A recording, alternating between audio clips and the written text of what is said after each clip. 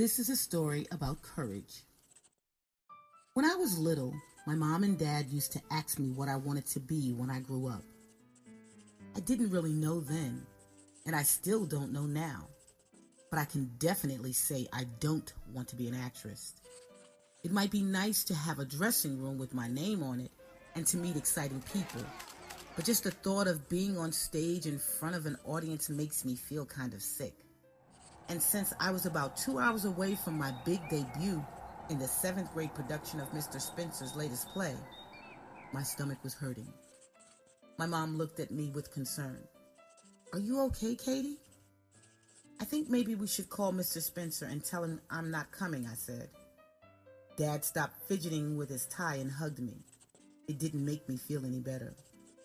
"It's okay to be nervous," he said. "So we can't call Mr. Spencer?" "No, we can't," said Mom. "Think about all the time you spent practicing. You don't want to waste that, do you? And what about all the kids in the play? They need you tonight." "It's not like I'm the lead. I only have 5 lines. I think they would be okay." I thought I had made a pretty good case for picking up the phone, but Dad didn't seem swayed. "We better get in the car. Katie, do you have everything you need?" About 20 minutes later, I found myself backstage in the school auditorium, knowing that each passing moment brought me closer to the rise of the curtain. The lights would come up, and if I looked, I would see hundreds of people sitting in the audience waiting for me to trip as I walked across the stage or to forget my lines. I was sure they would laugh and laugh. Too bad we weren't performing a comedy. "You ready?" asked my friend Sarah. "Not really." "Are you?" I asked.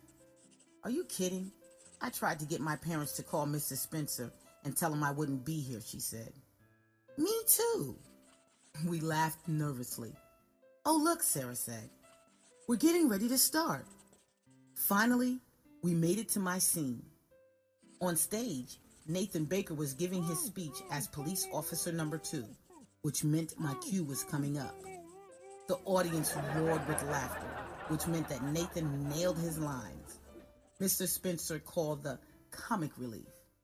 I felt shaky inside.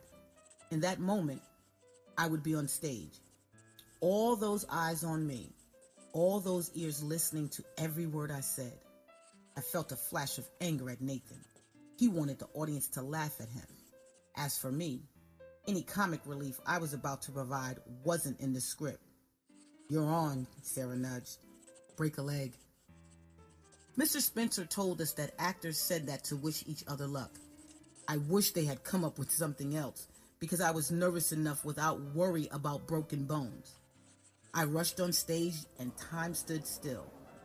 I could feel the audience watching me, and I couldn't remember my lines. I opened my mouth, but nothing seemed to come out. And I squinted through the lights, searching for the crowd, for my mom and dad. They were on the edge of their seats. Everyone was silent. They wanted me to succeed. I realized no matter how my lines came out, I had beaten my stage fright. I still didn't want to be on stage, but here I was, and I had a job to do.